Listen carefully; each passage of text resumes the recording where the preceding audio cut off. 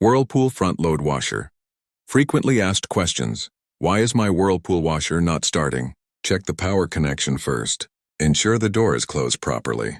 Also verify that the control lock is not activated. How do I reset my Whirlpool front load washer? Unplug the washer for a few minutes. Plug it back in and try restarting. This can reset the control board. Why is my washer not draining properly? Check for blockages in the drain hose or pump filter. Ensure the drain hose is not kinked or twisted.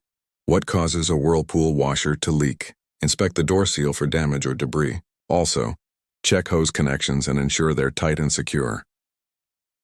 Conclusion: troubleshooting your Whirlpool front load washer can seem daunting at first. With these tips, you can solve common problems quickly. Regular maintenance helps keep your washer running smoothly. Always check the manual for specific issues. If problems persist, contacting a professional is a wise step.